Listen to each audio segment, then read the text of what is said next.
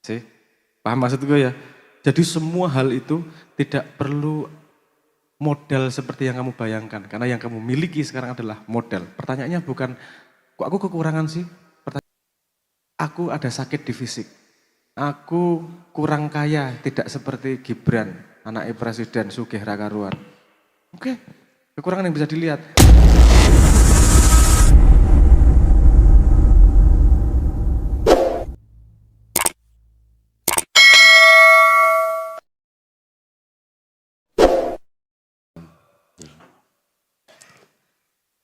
Sering tawasulan juga di sini? Sering. Atau streaming YouTube? Di sini aja. Oh, yuk punya langsung gue. Nah YouTube, nah Facebook, nah nonton malah mengukeh uang kerengan gitu. Kemarin ada kasus itu loh, apa geni tiba-tiba murup di satu rumah terus kemudian orang-orang ramai berkomentar. Wah kuwi ana santete, wah kuwi ana lasre macam-macam. Malah do kerengan dhewe wong sing duwe mah ora ngarani apa-apa malah do kerengan dhewe. Tapi kan di sini enggak nggih, di sini semua bahagia, kita malam ini pokok main goleki apa yang bisa kita upayakan sebagai tambahan kebahagiaan gitu. Nah, teman-teman muda-mudi, hehe, yang tentu menantikan Mijil ini bergulir setiap bulannya. Monggo, adakah yang ingin menyampaikan sesuatu? Kabar dari lingkungan teman-teman, dari tempat teman-teman beraktivitas?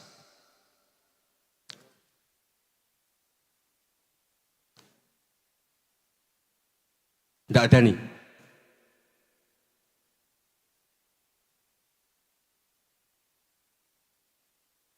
Oke,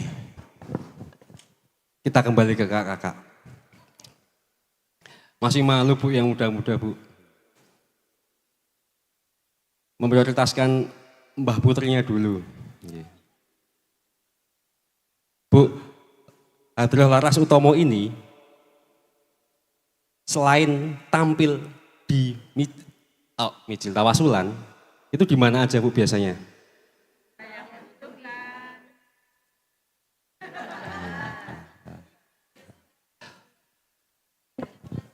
Di pengajian. Nah, selain latihan, ibu-ibu bikin apa Bu? Rutin. Nah, ada arisannya mboten? Mboten. Kakean arisan.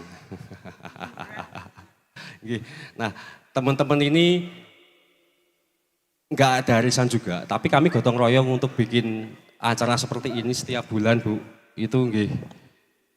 Sedikit banyak kami akhirnya mampu untuk sinau tani.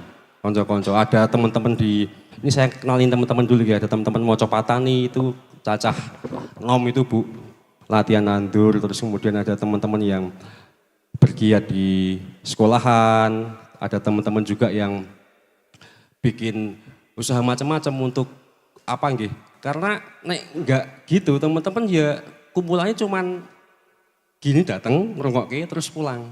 Nah, kan kita enggak gitu nggih, kita pengennya lebih lebih ada sesuatu yang apunten ada intermezzo. Gak ada yang bermanfaat. Nah ini saya dapat mandat tadi untuk memperkenalkan teman-teman di Pasamuan Wargi Maia supaya ketika serawung besok ya sudah saling mengerti begitu. Monggo teman-teman yang masuk di belakang maju.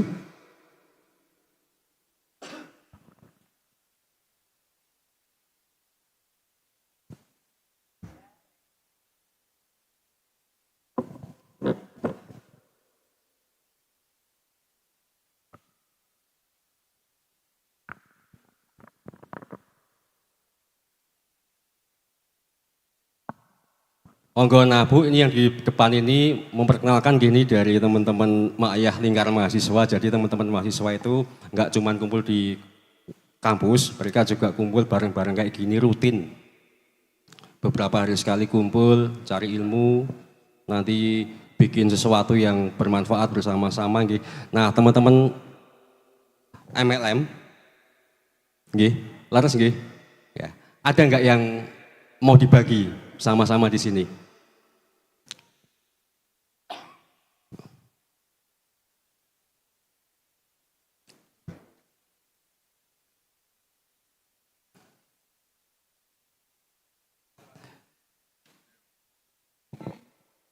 Nah, monggo, udah ada mic-nya.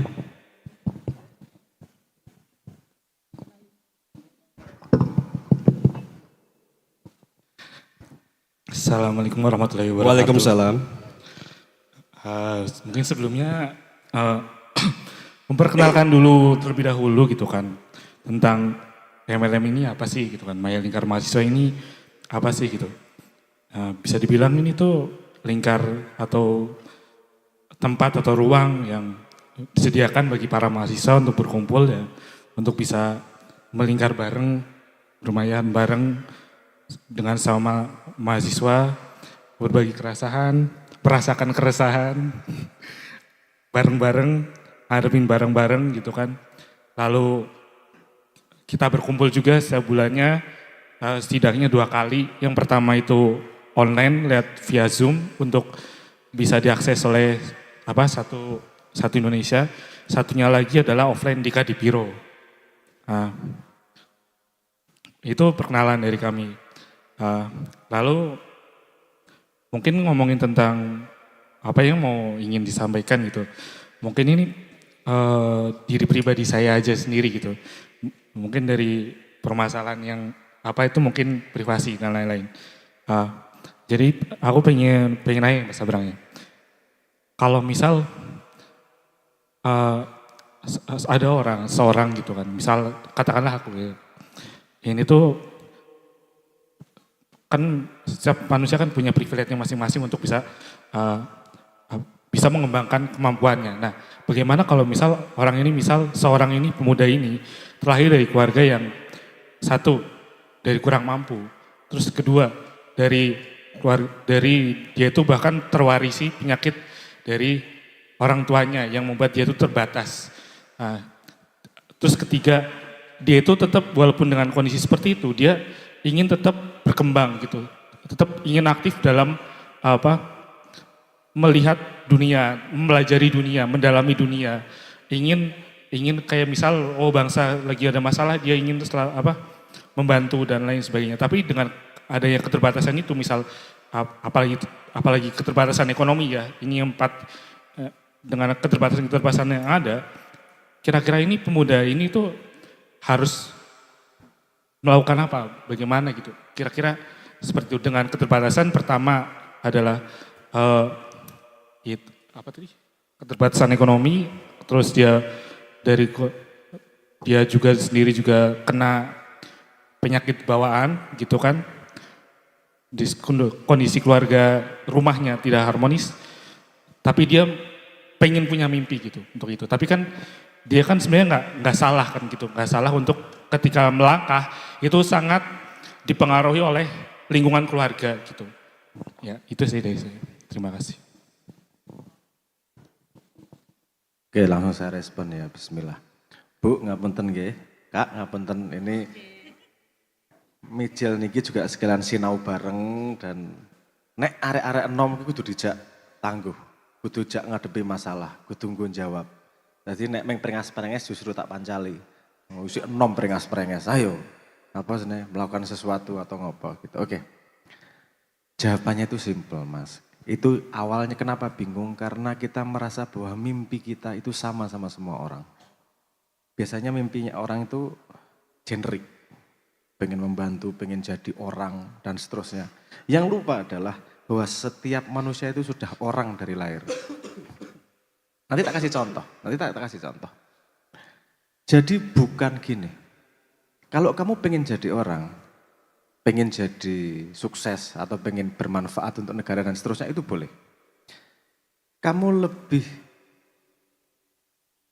seneng ngejar mimpimu atau ngejar mimpi yang sudah disediakan sama Tuhan? Sama Tuhan. Disediakan sama Tuhan. Oke.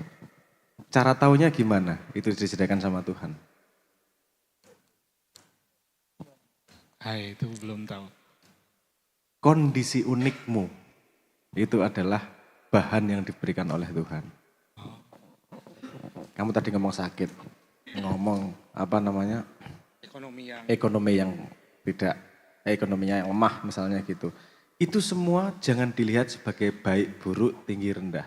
Lihat itu sebagai modal yang dikasih buat Tuhan. untuk kamu bisa bikin bahan itu untuk jadi masakan apa. Karena kamu dipersiapkan untuk masakan yang spesial. Tak kasih contoh misal. Ada orang, itu stand up comedy kalau nggak salah. Bukan, dia motivator. Dia dari kecil para nggak punya kaki, nggak punya tangan. Kemana-mana menggulang-gulung dok. Dia jadi motivator besar. Karena siapa yang bisa ngasih ngomong motivasi kalau nggak dia? Sak soro-soromu, gue duwe tangan. Aku duwe tangan ki. Dia punya istri, punya anak, punya keluarga. Dan jadi motivator yang terkenal di Amerika. Nggak punya tangan, nggak punya kaki. Ada yang anaknya sakit sampai meninggal. Dia membuat yayasan khusus untuk penyakitnya anaknya. Ada yang jatuh dari anaknya meninggal karena kecelakaan motor, ada lubang di tengah jalan. Dia mendedikasikan hidupnya untuk nutup lubang di semua jalan di dunia. Jadi kalau kamu pengen bermanfaat, itu jangan terkungkung sama konsep manusia yang seperti negara apa. Itu nggak apa-apa, tapi bukan itu dasar utamanya. Karena kamu basisnya sebelum menjadi warga negara, kamu itu manusia.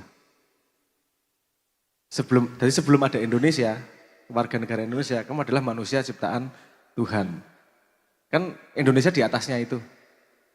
Paham ya? Paling bawah kan dasarnya bahwa kamu makhluk manusia ciptaan Tuhan. Kamu punya modal A, B, C, oke. Tak jadiin apa bumbunya? Tak jadiin masakan apa? Enggak harus jadi Steve, semua orang jadi Steve Jobs. Enggak harus semua orang jadi presiden. Itu yang kayak gitu itu ngejar mimpinya, itu bisa salah tempat malahan. Maksudnya pengen bermanfaat malah jadi mudorot. Karena memang bukan tempatnya. Jadi pertanyaannya adalah, gue di modal apa? Modalku susah. Artinya aku ngomong cara menghadapi kesusahan, rano sing luwih. Iso rano sing iso bantah aku, wong gue teori aku ngalami kok. Jalan ceritamu akan lebih dihargai daripada orang yang cuma teori-teori. Semua orang punya unik seperti itu. Jadi pertanyaannya sederhana, dengan modal yang dikasih Tuhan, kamu mau masak makanan apa dan kamu share ke siapa? Yes. Ada satu orang namanya Jadav Payeng, kalau Anda ingat. Nggak ingat ya. Cari di dia cuman buruh. Ya dia cuman buruh, dia nggak. Tapi badannya kuat, tapi nggak pinter, nggak bisa ngapa-ngapain. Dia cuman merasa sangat resah. Resah itu petunjuk. Resah itu petunjuk. Dia sangat resah, kok ini tanah seperti itu ya.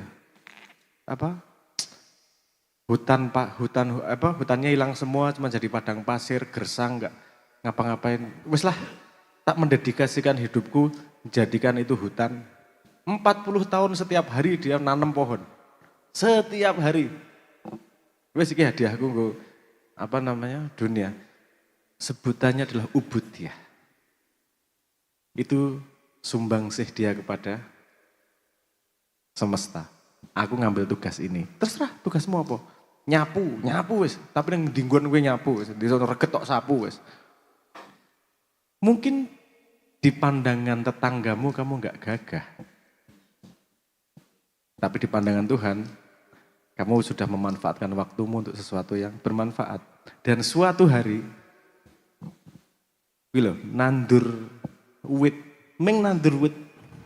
Suatu harinya butuh 40 tahun. Istiqomah weh.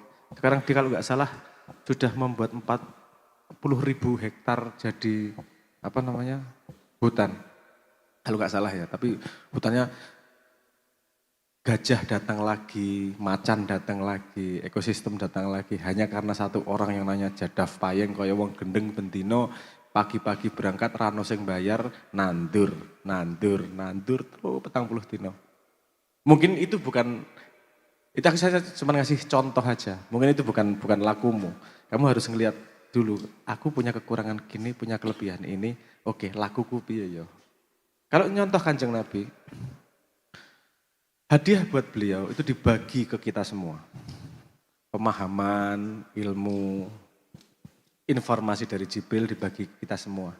Dan ketidakenaan dipastikan tidak sampai ke kita. Contohnya apa? Kanjeng Nabi itu yatim. Dan beliau merasakan betul bahwa yatim itu enggak enak. Sehingga salah satu peraturannya adalah menghidupi anak yatim, pahalanya besar. Agar orang lain tidak merasakan kesusahan seperti dirinya. Sih, paham maksud gue ya?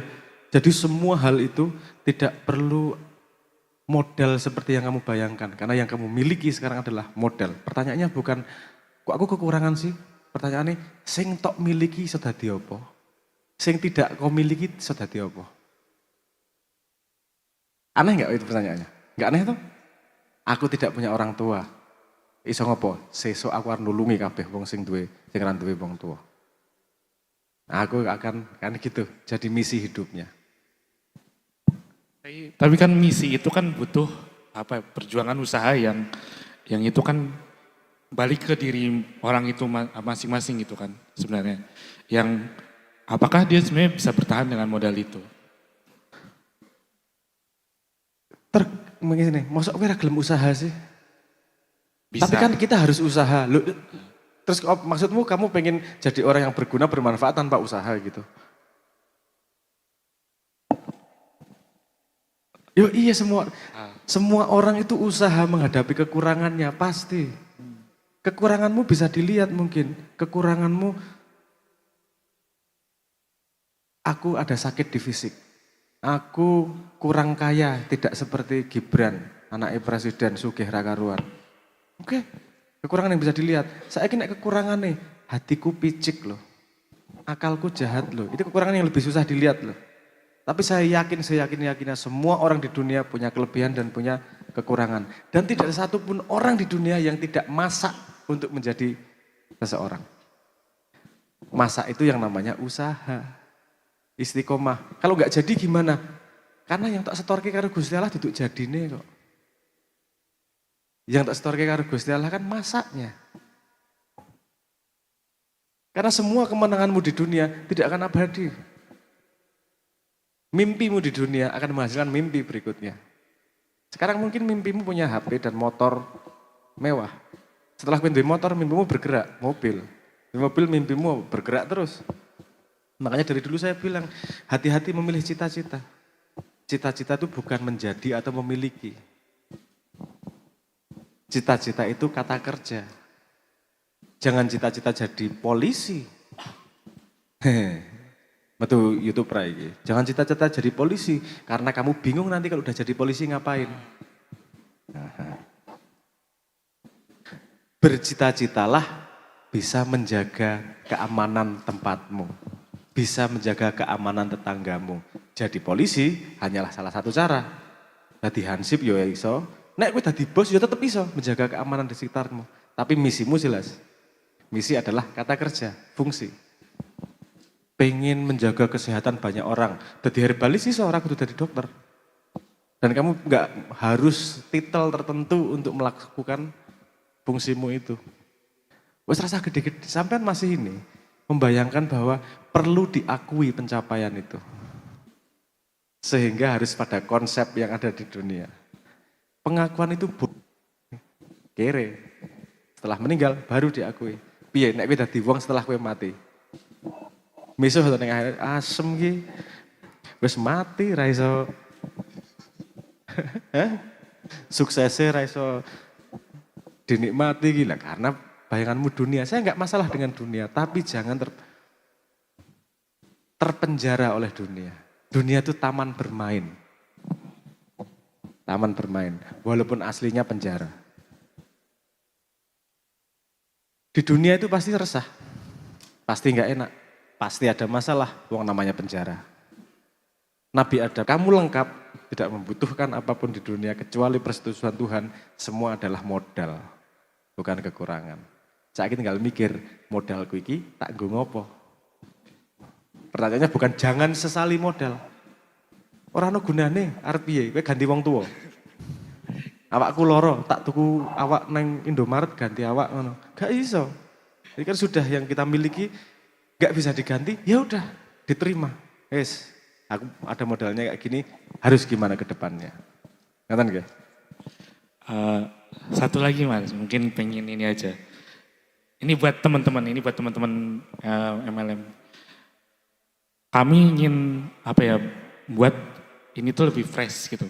Lingkar ini tuh lebih fresh, lebih bisa bertransformasi, lebih bisa menyeluruh ke semua mahasiswa. Walaupun ya enggak semua mahasiswa bisa ikut. Jadi kami ingin kayak Mas Abrang memberikan nama untuk kami gitu Mas. Bisa Mas. Saiki aku nek jeneng. Takon GPT wae ora ana kok. Loh, itu lingkar Mayah lingkar mahasiswa itu bukan nama. Oh, pengen ganti jeneng. Ingin berganti dan ingin ingin berubah lebih ke arah yang lebih baik. Oke. Engko ya. Oke, siap. Nek saiki wong site rong teko ae. Oh, siap Mas. Oke. Hah? Kudu tak posoni dhisik tak uduti Oh, karo siap, ngopi ngono sik lagi. Opo ya kira-kira mahasiswa.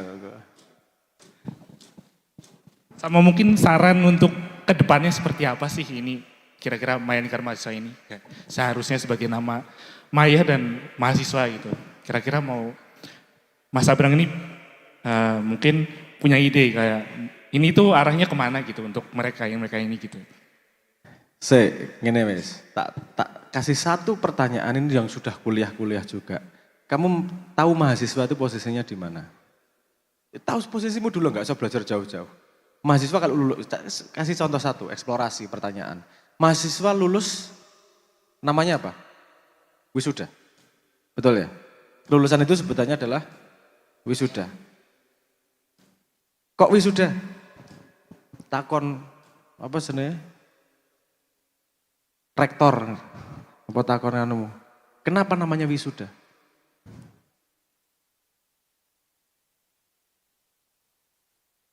Dia nggak tahu sejarah itu. Ini bagian dari sejarah.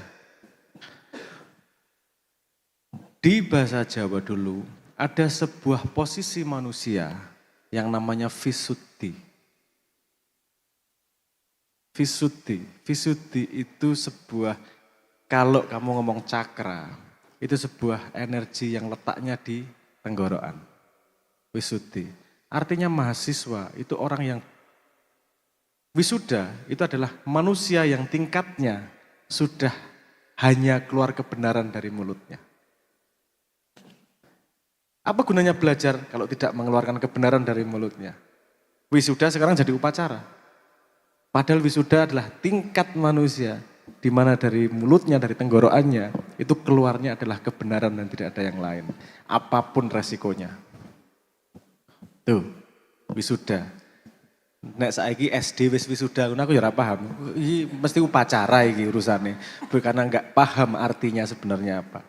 Visuddhi, asal cari Visuddhi. Itu bahasa Sanskerta. Itu sebuah tingkat cakra biru di leher. Di mana manusianya yang sampai di posisi itu, dia sudah bisa menyampaikan kebenaran. Hanya kebenaran yang keluar dari mulutnya. Ada tingkat-tingkat yang lain. Itu cukup tinggi tingkatnya Visuddhi itu. Coba diolah, didiskusikan. Iya gue. Iya.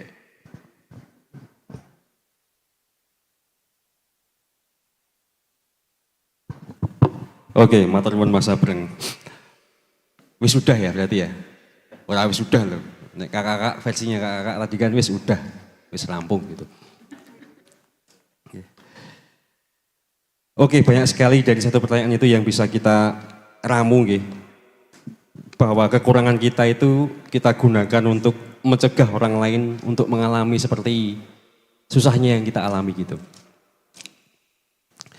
Nah, ini tentu sebuah ilmu-ilmu untuk terus berbuat baik. Tapi berbuat baik terus apa ya ora kesel? Capek enggak? Capek enggak menurut kakak Mbah Putri? Berbuat baik terus itu capek enggak? Enggak capek? Enggak. Nah, Dian Tipa itu? Nek Tipa itu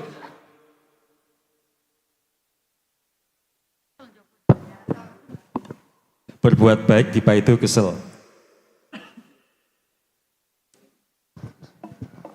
Terus gunanya berbuat baik apa nggih? Oh dipaidu kesel gitu.